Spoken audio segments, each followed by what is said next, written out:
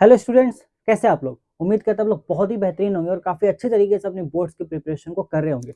और मुझे ये भी उम्मीद है कि जो भी चीजें मैं आपको प्रोवाइड कर रहा हूँ वो आपके लिए काफी हेल्पफुल हो रही होगी। तो जैसे कि हमारा ज्योग्राफी का क्रैश कोर्स चल रहा है, इसमें 2 वीडियोस हमारे ऑलरेडी आ चुके हैं। तो ये हमारा आज का 3rd वीडियो होने वाला है, जो कि सिंपली हमारा डे 3 है हमारे क्रैश कोर्स का।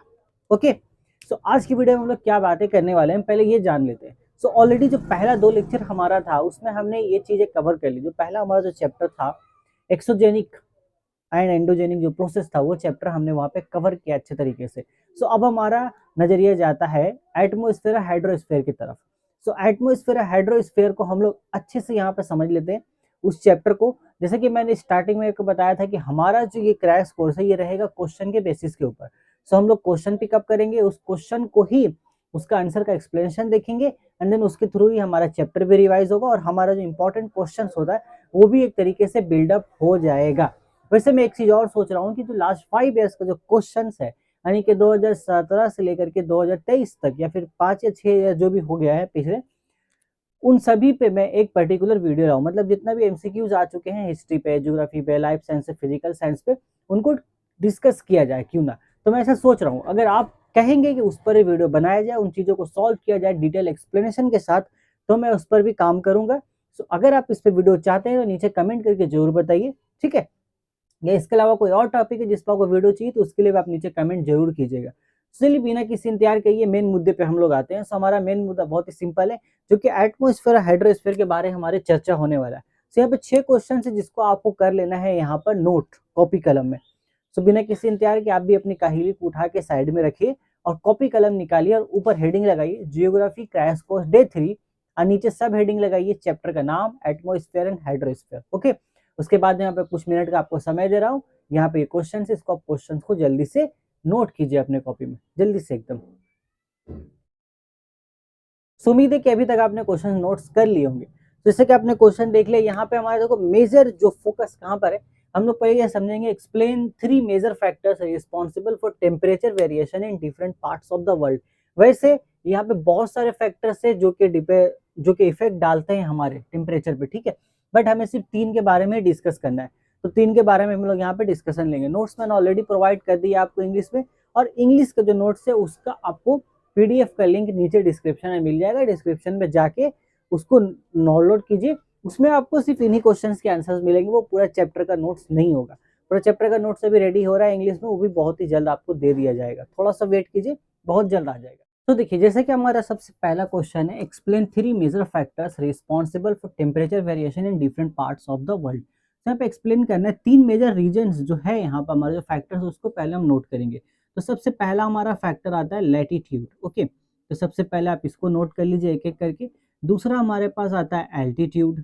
ओके, और तीसरा हमारे पास आता है तो ऐसे बहुत सारे, बट हमने यहाँ पे 3 पिकअप किया है। तीसरा हम यहाँ पे लेंगे अपना एक विंड है। ओके, विंड को हम लेंगे, एक विंड का स्पेसिफिक टाइप है वो हम लोग यहाँ पे डिस्कस करेंगे, ठीक है। तो सबसे पहला आता है लैटिट्यूड और एल्टीट्यूड के बारे में। देखो, इतना तो सबको पता है कि जो हमारी जमीन है वो ओवरऑल गोल है, बट पूरे तरीके से वो गोल नहीं है। उसका जो पोल का हिस्सा है थोड़ा सा चपटा है, यानी कि संतरा का, जैसे संतरा का शेप होता है कुछ उसकी तरह है। और इसमें कुछ रीजन से बांटा गया, जैसे ये नॉर्थ पोल है, ये साउथ पोल है। ये हिस्सा हम लोग ट्रॉपिक ऑफ कैंसर बोलते हैं, उर्दू में बोलेंगे तो खित्ता सरतान। और यहाँ पे हमारा ट्रॉपिक ऑफ कैप्रिकॉर्न है, जो कि हो गया खित्ता जिद्दी। अब बीच में इक्वेटर है हमारा। ओके, सिंपल है। तो लैटिट्यूड्स हर जगह पे इक्वल्स नहीं है। कुछ जगह पे आप देख लीजिए, जैसे ये हमने थोड़ा सा तिरछा बनाया है क्योंकि अर्थ जो हमारा है वो अपने एक्सिस पर ही थोड़ा सा घुमा हुआ है, इसलिए थोड़ा सा तिरछा बनाया है। वो कुछ 23.5 डिग्री अपने एक्सिस पे झुका हुआ है। इसकी वजह से क्या होता है कि जो सूरज है हमारा, जो सूरज की जो रोशनी निकलती है, सूरज की जो भी रोशनी हमारे यहाँ पे निकल रही है, उससे क्या होता है कि सभी जगह पर इक्वल नहीं पड़ता है। क्वेश्चन समझ लेना वही है कि हर जगह पे मतलब टेम्परेचर अलग अलग क्यों है। यही रीजन है क्योंकि लैटिट्यूड हर जगह पे सेम नहीं है, और जिसकी वजह का सूरज का जो रोशनी है वो हर जगह पर सेम नहीं पड़ता है। यहाँ पे देखो, ट्रॉपिक ऑफ कैंसर जो है ये सूरज के बिल्कुल सामने आता है, तो इसकी वजह कर एकदम डायरेक्ट इन पर सीधा एकदम एकदम सीधा वहां पे रोशनी जाता है सूरज का, जिसकी वजह से वो हिस्सा ज्यादा गर्म होता है। बट ट्रॉपिक ऑफ कैप्रिकॉर्न जो है वो थोड़ा सा दूर पड़ जाता है, तो यहाँ से 90 डिग्री पर, यानी कि एकदम अमूरी एकदम परपेंडिकुलर इसका सूरज का रोशनी यहाँ पर हमारा पड़ता है ट्रॉपिक ऑफ कैप्रिकॉर्न की तरफ। कितना सा तार में एकदम सीधा जाता है, थोड़ा सा 90 परपेंडिकुलर डायरेक्शन पे होके ट्रॉपिक ऑफ कैप्रिकॉर्न पे पड़ता है, ठीक है। अब बाकी जो हमारे नॉर्थ पोल और साउथ पोल हो गए उन पे देख लो काफी तिरछा पड़ता है, यानी कि बहुत ही कम रोशनी वहां पर हमारी जाती है। तो इसी वजह कर हमारा क्या होता है कि अलग अलग जगह पर हमें अलग अलग टेम्परेचर देखने को मिलता है। इसका सिंपल उम्मीद है ये चीज आपको समझ में आ गया होगा। ये था हमारा लैटिट्यूड का पॉइंट। दूसरा हमारे पास है एल्टीट्यूड। तो एल्टीट्यूड हम लोग सिंपल जानते हैं कि जैसे जैसे हम लोग ऊंचाई की तरफ बढ़ते हैं, जैसे पहाड़ हम बनाते हैं अपना, बहुत गंदा पहाड़ है, हटा दो। अब जैसे जैसे हम यहाँ नीचे से ऊपर की तरफ बढ़ेंगे तो क्या होता है, 1 डिग्री टेम्परेचर हमारा कुछ ऊंचाई के बाद बढ़ता है। ये चीज आप कमेंट करके बताओ नीचे कि कितना ऊंचाई पे, कितना मीटर पे जाने के बाद 1 डिग्री सेंटीग्रेड टेम्परेचर हमारा राइज हो जाता है। तो ये कुछ है मेजरमेंट, बुक में भी आपका है, वो आप कमेंट करके बताओगे मुझे। सो राइज होता है, इसकी वजह कर क्या है, इस वजह से भी हर जगह पे हमें टेम्परेचर सही देखने को नहीं मिलता है, ठीक है। इसका सिंपल रीजन, जैसे जैसे ऊपर जाते हैं तो हवा का जो दबाव है वो बढ़ने लगता है। हवा का दबाव बढ़ने की वजह कर जो भी यहाँ से आपका वाटर वेपर्स बोल लो, जो आबी बुखारात है, जो ऊपर जाती, वो हवा का दबाव ज्यादा होने की वजह कर सुकड़ करके ठंडी होने लगती है। इस वजह कर ऊपर का माहौल थोड़ा ठंडा होता है। एक सिंपल एग्जांपल बंगाल में देख सकते हैं। अगर कोलकाता रीजन में हमें, तो कोलकाता से हम ऊपर की तरफ बढ़ेंगे तो हिल स्टेशन हमें देखने को मिलता है दार्जिलिंग, वो ज्यादा ठंडा पड़ता है इसके अलावा। और अगर इंडिया लेवल पे हम देखने जाएंगे तो हम लोग यहाँ नीचे एरिया पर, ऊपर अगर हम जाते हैं मनाली की तरफ, शिमला चले जाओ, जम्मू कश्मीर चले जाओ, तो उस जगह पे वो इलाका ज्यादा ठंड है क्योंकि वो ऊंचाई की तरफ है, और सिंपल यही रीजन है। तो ये हमारा एक दूसरा रीजन हो गया एल्टीट्यूड। दूसरा हमारा आता है यहाँ पे प्रिवेलिंग विंड्स। कुछ हवाएं होती है जो समंदर से चलती हैं, उसकी वजह कर भी मौसम का असर पड़ता है, जिसमें हमारा इल नीनो और ला नीनो आ जाते हैं। इल नीनो और ला नीनो, ओके, ठीक है। ये भी थोड़ा असर डालती है, अलग अलग जगह पे अलग अलग टेम्परेचर होने का रीजन ये भी बनता है, ओके। सो ये इल नीनो और ला नीनो है, जिसकी वजह कर हमें ये इफेक्ट और देखने को मिलते हैं। सो बस यही 3 रीजन है जो आपको एग्जाम में लिख करके आने हैं। आंसर ऑलरेडी नोट्स में है, इंग्लिश वाले नोट्स नीचे से डाउनलोड करेंगे, ओके। दूसरा हमारे पास है discuss the influence of ocean currents all over the world. मतलब ओशियन करंट्स की वजह कर पूरे दुनिया पे क्या असर हो रहा है, उसकी वजह कर क्या क्या चीजें नई कुछ बन रही है या क्या हो रहा है, वो हमें देखना है। इसको पहले मिटाते हैं, कुछ नोट करने के बारे में डिस्कस करेंगे, क्या क्या इन्फ्लुएंस से डाल रहा है। सबसे पहले ऑन फॉर्मेशन ऑफ बैंक्स। कुछ तो बैंक्स ये फॉर्म कर देते हैं, इनकी वजह कर कुछ बैंक्स का फॉर्मेशन होता है। कैसे होता है, क्या होता है, वो भी हम लोग देख लेंगे। दूसरा ये असर डालते हैं on climate of coastal region. Climate of यानी कि जो साहिली इलाके हैं उनके क्लाइमेट्स पर ये असर डालते हैं, on climate of coastal region, coastal region, coastal इलाके पे। तीसरा अगर हम यहाँ देखेंगे तो कुछ ऐसे हमारे पास है,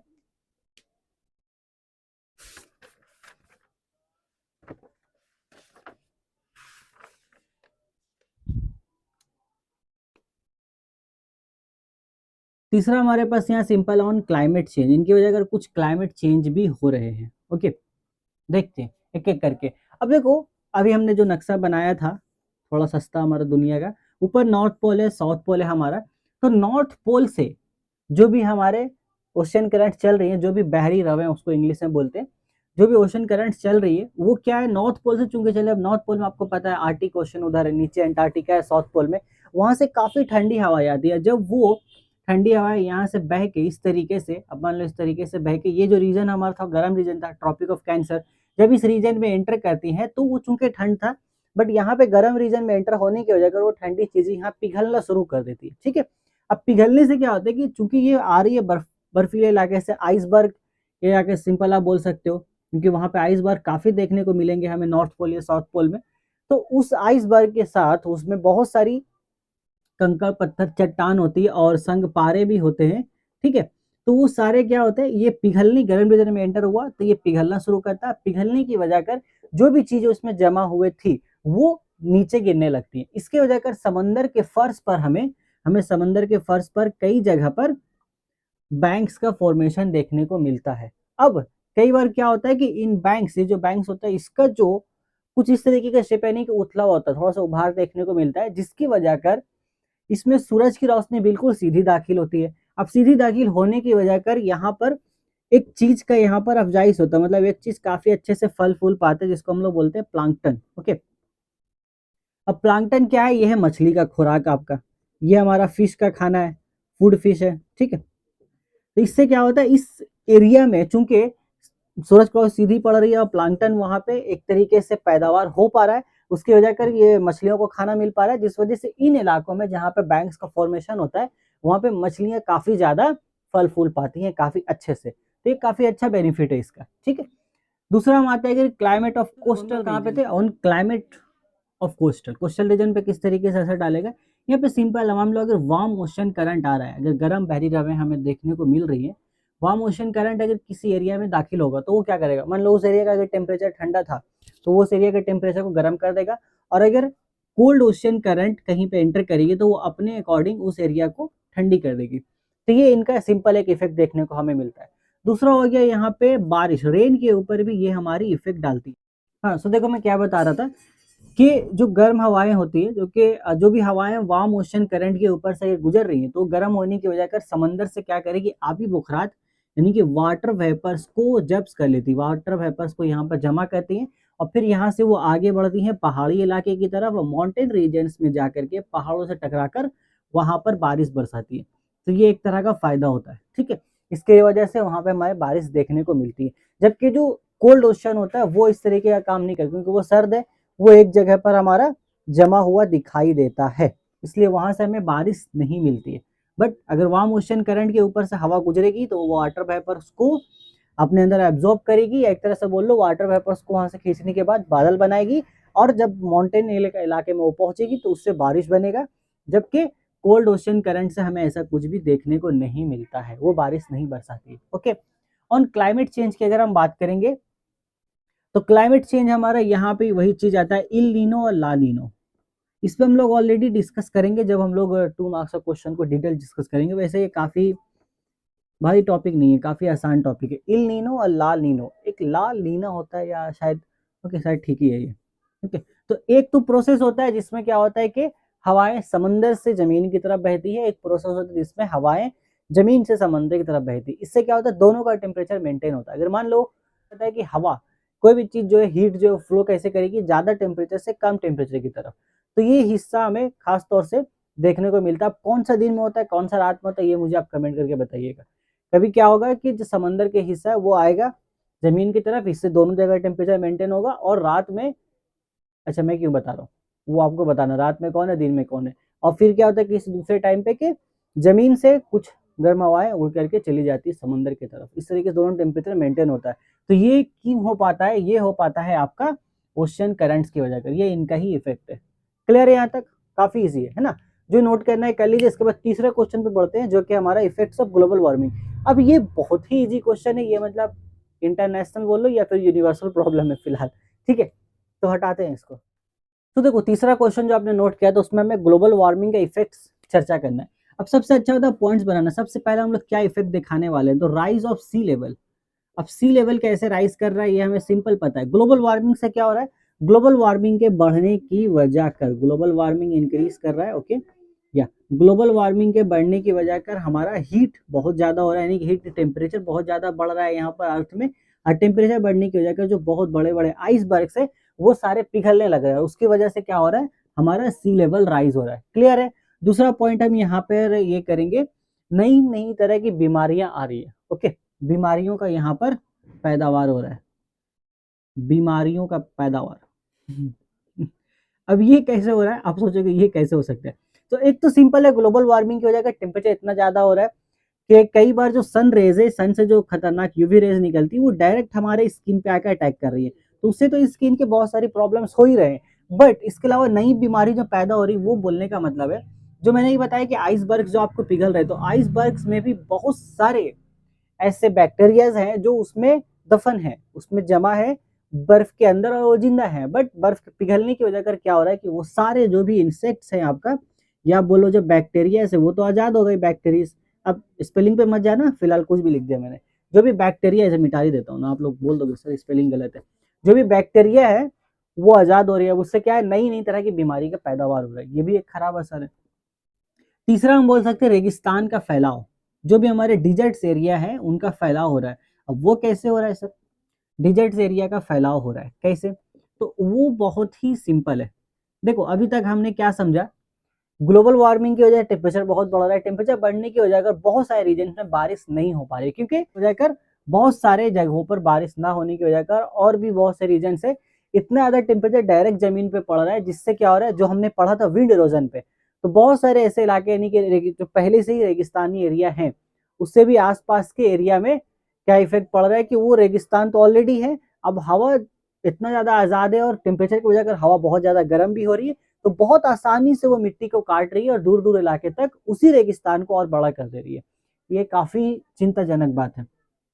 फिलहाल 3 रीजन ही बहुत है हमारे पास 3 इफेक्ट्स बताने के लिए, इसके अलावा बताने के तो आप और भी बता सकते हो। ठीक है, इतना क्लियर है, हटाते हैं इसको, मिटा, जो भी उतारना है उतार। फोर्थ नंबर क्वेश्चन क्या था वो मुझे याद नहीं, आप थोड़ा बताओगे मुझे क्या था क्वेश्चन फोर्थ नंबर पे, है ना?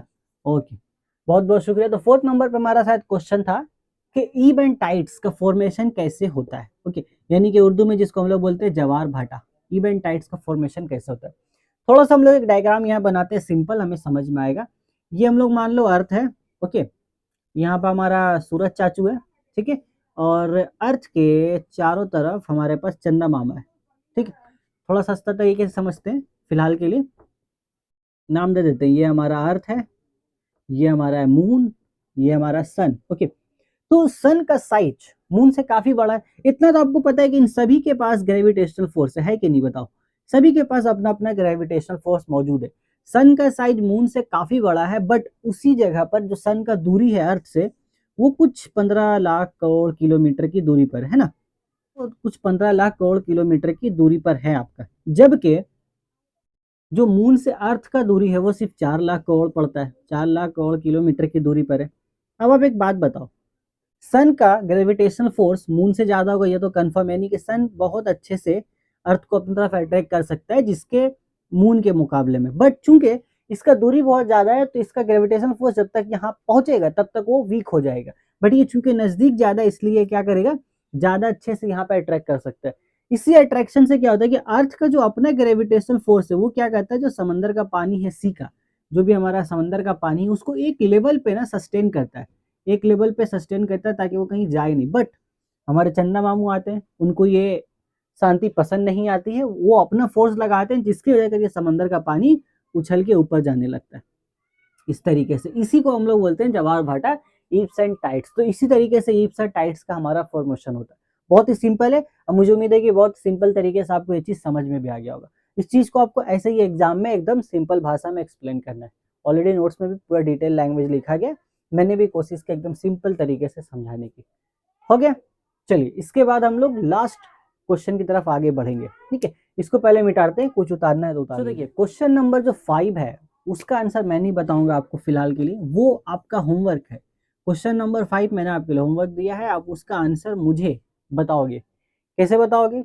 आप या तो कमेंट में बताओ, या फिर ऑलरेडी आपके पास मेरा मेल आईडी मौजूद है, आप मुझे वो आंसर मेल पे करके बताओ, मैं चेक करता हूँ कि आपने सही लिखा है कि नहीं लिखा है। उसके अकॉर्डिंग आपको यहाँ पर मैं फिर गाइड कर दूंगा, ठीक है, क्योंकि थोड़ा मेहनत तो आपको भी करना होगा मेरे साथ साथ। ओके, ये 0 है, जिसको नहीं पता तो वो नोट कर सकता है, वो आंसर आप मुझे मेल में करके बताएंगे। लास्ट जो हमारे पास 6 नंबर क्वेश्चन है उस पर हमें लेयर्स ऑफ एटमोस्फेयर के बारे में चर्चा करना है। लेयर्स ऑफ एटमोस्फेयर, अब ये काफ़ी इजी टॉपिक है, हमें पता है कितने तरह के लेयर्स हैं। देखो प्रीवियस ईयर्स में 2019 या 18 में शायद क्वेश्चन आया था जिसमें 2 लेयर्स के बारे में पूछा गया था, एक ट्रोपोस्फेयर और एक स्ट्रेटोस्फेयर। ठीक है, तो हमने यहाँ पे सोचा कि क्यों ना सारा ही लेयर्स डिस्कस कर लिया जाए, क्योंकि वो पूछने का तो कोई भी पूछ सकते हैं कहीं पे भी, स्ट्रेटोस्फेयर। ठीक है, देन स्ट्रेटोस्फेयर के बाद हमारे पास आता है मेसोस्फेयर। ठीक है, अब मेसोस्फेयर के बाद हमारे पास आता है आयोनोस्फेयर। आयोनो आता है कि थर्मोस्फेयर आता है, बताओ? वैसे अगर हम ज्योग्राफी के हिसाब से जाएंगे तो यहाँ पे थर्मोस्फेयर है, एंड देन उसके बाद हमारे पास आएगा आयोनोस्फेयर। ठीक है, और यहाँ पे लास्ट में एक्सोस्फेयर करके भी दिया गया है।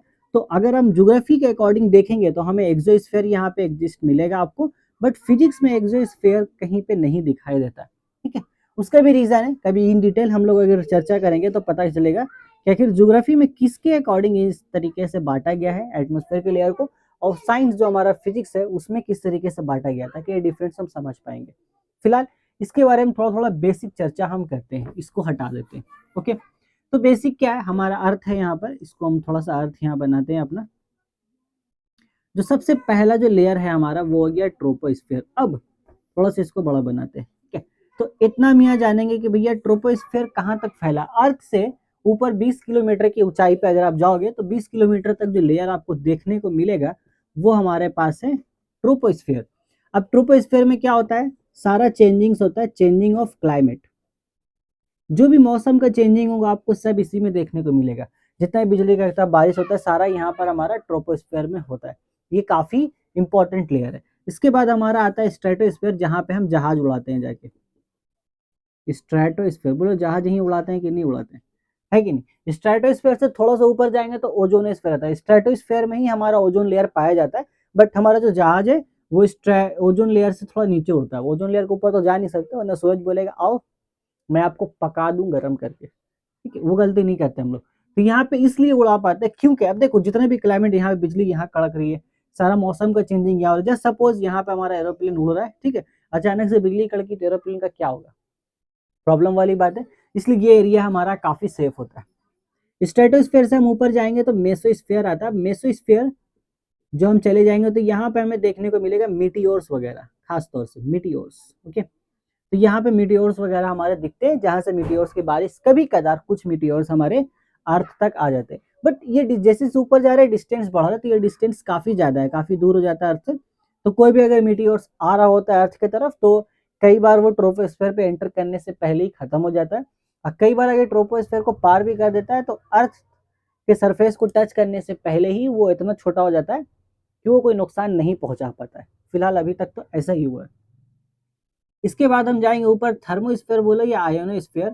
यहाँ पे हमारा क्या होता है, यहाँ पे टेम्परेचर ना काफी ज्यादा होता है। यहाँ पे तो देखो जैसे कि हम लोग बात कर रहे थे थर्मोस्फेयर के बारे में, ठीक कुछ डिस्टेंस मैंने मेंशन किया है, 60 किलोमीटर आपका ये जमीन से लेके 60 किलोमीटर तक स्ट्रेटोस्फेयर है, 80 किलोमीटर तक हमारा मेसोस्फेयर है। अब मेसोस्फेयर पे टेम्परेचर 100 डिग्री सेंटीग्रेड होता है।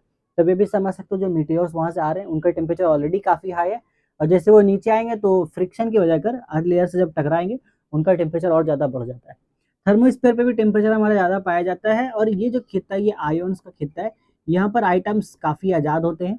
और इस रीजन में क्या होता है, इसीलिए इसको आयोनोस्फेयर बोला जाता है। थर्मोस्फेयर जो वही आयोनोस्फेयर हमारा है एक्चुअली, क्योंकि थर्मोस्फेयर पे टेम्परेचर ज्यादा होने की वजह कर कुछ आइटम्स काफी आजाद होते हैं हमारा, जिस वजह कर यहाँ पे आयोनाइजेशन का प्रोसेस हमें देखने को मिलता है। आयोनाइजेशन का प्रोसेस होता है, और इसी लेयर से जो भी रेडियो सिग्नल्स हमारा रिसीव होता है, या सैटेलाइट्स के बारे में हम लोग बात कर लें, सैटेलाइट्स तो खैर इससे ऊपर एक्सोस्फीयर में जाएंगे।